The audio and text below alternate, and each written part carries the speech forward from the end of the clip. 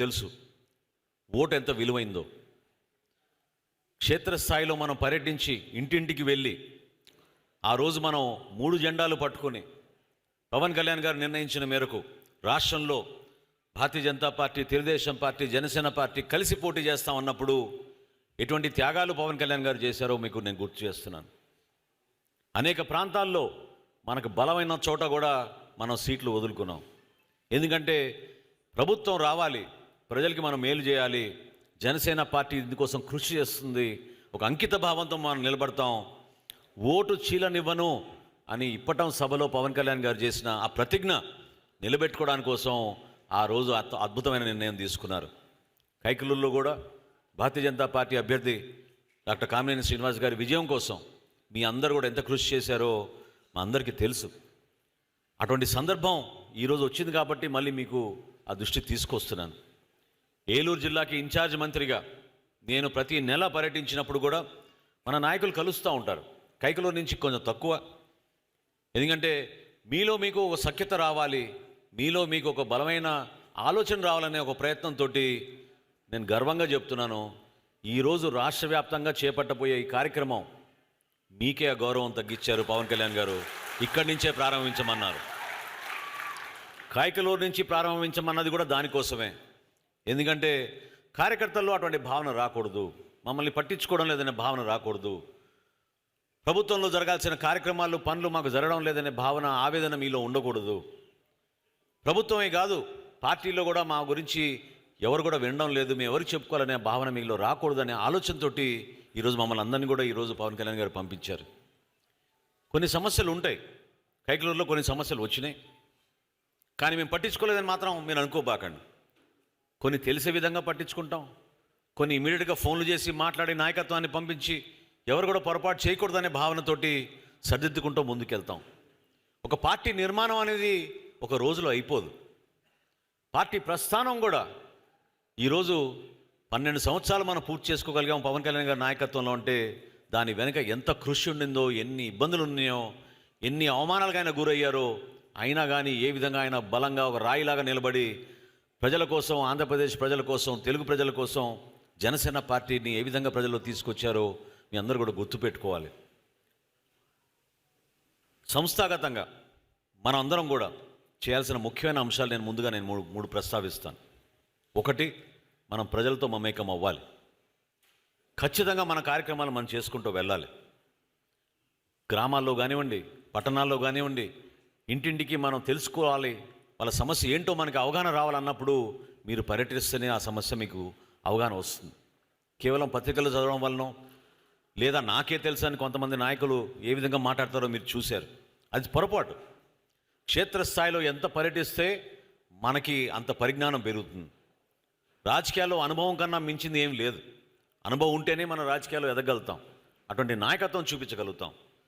కాబట్టి మీరందరూ కూడా ముందుగా మనం ఆలోచించాల్సింది, ఇక్కడ ఉన్న నాయకత్వాన్ని అందరూ నేను కోరేది, ఎందుకంటే మనం ఇక్కడ శాసనసభ్యుడిగా మనం బీజేపీ అభ్యర్థిని ఎంపిక చేసుకున్నా మనం చేసే కార్యక్రమాల్ని ప్రజల్లో తీసుకెళ్లాల్సిన అవసరం ఎన్డీఏలో, కూటమిలో భాగంగా జనసేన పార్టీకి కూడా ఎంతో ఉంటుంది. దాన్ని మీరు మర్చిపోబాకండి, విమర్శించకండి. విమర్శించాల్సిన సందర్భం వచ్చినప్పుడు తప్పకుండా మనం ముందుగా మాట్లాడుకుందాం. ఒక వ్యవస్థ ఉంది మనకి పార్టీలో. ఈరోజు కూడా ఈ కార్యక్రమం అయిపోగానే సాయంత్రం 4 మాకు ఎన్డీఏ కూటమి సమావేశం విజయవాడలో ఉంది. నేను, హరిప్రసాద్ గారు జనసేన పార్టీ తరఫున అక్కడ మాట్లాడతాం. 3 పార్టీల నుంచి అక్కడ ప్రతినిధులు ఉంటారు. రాష్ట్ర వ్యాప్తంగా జరుగుతున్న సమస్యలపైన, చిన్న చిన్న విభేదాలు ఎక్కడనున్నా, చిన్న చిన్న సమస్యలు ఎక్కడనున్నా వాటిని ఏ విధంగా పరిష్కారం చేసుకోవాలి, జిల్లా స్థాయిలో ఏ విధంగా చేయాలి, నియోజకవర్గ స్థాయిలో ఏ విధంగా చేయాలని దానిపైన ఎప్పుడు కూడా మేము చర్చించుకుంటూనే ఉంటాం. వీటితో పాటు మీ పర్యటనలో భాగంగా మీకు వస్తున్న సమాచారం, మీకు ప్రజలు ఏ విధంగా కోరుకుంటున్నారో, ఏదైతే మార్పు కావాలని కోరుకుని మన అందరినీ ఆ విధమైన మెజార్టీలతో గెలిపించారో వాటిని మీరు మర్చిపోకుండా ఖచ్చితంగా క్షేత్రస్థాయిలో మీరు పర్యటించండి. క్షేత్రస్థాయిలో పర్యటించినప్పుడు అందరూ కలిసికట్టుగా ఉండండి. ఎందుకంటే మనలో మనకే గ్రూపులు ఉన్నాయనే భావన కలిగిస్తే ఎవరితో మనం మాట్లాడగలుగుతాం చెప్పండి. దానికోసమే ఈ సమావేశం. నిన్న కూడా పవన్ కళ్యాణ్ గారు చాలా స్పష్టంగా నాకు చెప్పారు, ఈ ఒక్క అంశం మీరు మన వాళ్ళందరికీ జాగ్రత్తగా చెప్పండి. ముందు మన ఇల్లు మనం చక్కదిద్దుకోవాలి. మనకి ఎక్కడ కూడా మన నాయకత్వంలో లోపం ఉందనో, మనకి వర్గాలు ఉన్నాయనో, మనకి రకరకాల భిన్నాభిప్రాయాలు ఉన్నా కూడా మనం కలిసి లేవనే భావన మాత్రం మన కార్యకర్తలు ఎక్కడ కూడా రాకూడదనే విషయం ఆయన పదే పదే ప్రస్తావించారు. అది చాలా అవసరం. ఎందుకంటే కొంతమంది అడుగుతారు, మనం ఎక్కడి నుంచి పోటీ చేయబోతున్నాం, స్థానిక సంస్థలు రాబోతున్నాయి, ఎన్ని సీట్లు ఇస్తారు, మనకి ఎన్ని సీట్లు ఇస్తారనేది కాదు కదా, మన నాయకత్వం ఎక్కడ బలంగా ఉంది, మన నాయకత్వం ఎక్కడ గెలవగలుగుతుంది, మన నాయకత్వం చూసి ప్రజలు ఏ విధంగా ఆదరిస్తున్నారో అటువంటి ప్రదేశాలు, అటువంటి ప్రాంతాలు మనం గుర్తించిన తర్వాతే అక్కడ మనం పోటీ చేయగలుగుతాం అనే హక్కు అప్పుడు మనకు వస్తుంది, మనం మాట్లాడగలుగుతాం. అంతేగాని 4 ఫ్లెక్సీలు కట్టుకుని పేపర్లో 4 అడ్వర్టైజ్మెంట్లు వేసుకున్నంత మాత్రాన మన నాయకత్వం రాదు మనకి. అది మాత్రం మీరు గుర్తుపెట్టుకోవాలి. నిలబడాలి, సమస్య పైన నిలబడాలి. మనం ఒక అవగాహన తెచ్చుకుని అక్కడ పొరపాటు జరుగుతుంటే పొరపాటు జరుగుతోంది, మంచి జరుగుతుంటే మంచి జరుగుతోంది అని వివరించాల్సిన బాధ్యత కూడా మన పైన ఉంటుంది.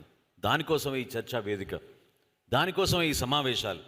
ఎందుకంటే ఎప్పుడైతే సాధకుల్ని పవన్ కళ్యాణ్ గారు గుర్తించి మీ ద్వారా సభ్యత్వ కార్యక్రమం చేద్దాం, ఉద్యమీ సభ్యత్వం అనే విషయం ఆయన రాష్ట్ర వ్యాప్తంగా తీసుకెళ్ళినప్పుడు, దాని తర్వాత ప్రతి పార్లమెంట్కి ఒక అబ్జర్వర్ని వేసి, అందులో చాలామంది మన గౌరవ శాసనసభ్యులు అందరూ పాల్గొన్నారు, ప్రతి పార్లమెంట్కి ఒక అబ్జర్వర్ని వేసి నాయకర్ గారు నెల్లూరుకి వెళ్ళారు, అదేవిధంగా హరిప్రసాద్ గారు మచిలీపట్నం పార్లమెంట్ చూసుకున్నారు, మనకి ధర్మరాజు గారేమో చిత్తూరు జిల్లాకి వెళ్ళారు.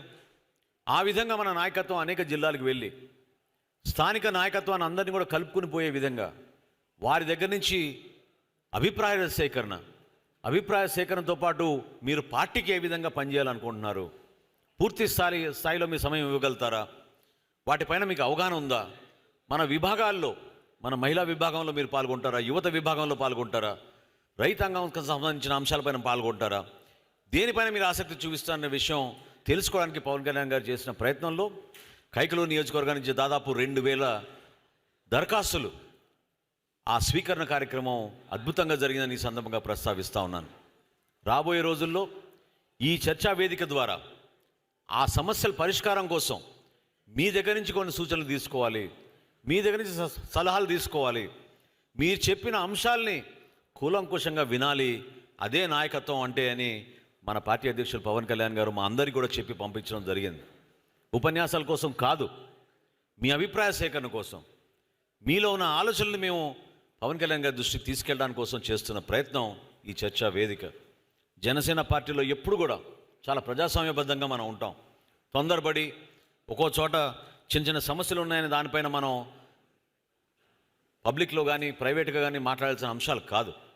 కానీ ఎప్పుడు కూడా పవన్ కళ్యాణ్ గారు కోరేది ప్రతి జన సైనికుడు, ప్రతి వీర మహిళలకి ప్రభుత్వం నుంచి, పార్టీ నుంచి మనం ఆ విధంగా అండగా నిలబడాలి, దానికోసం మనం ప్రయత్నం చేయాలని ఆయన అనేక సందర్భాల్లో చెప్తూ ఉంటారు.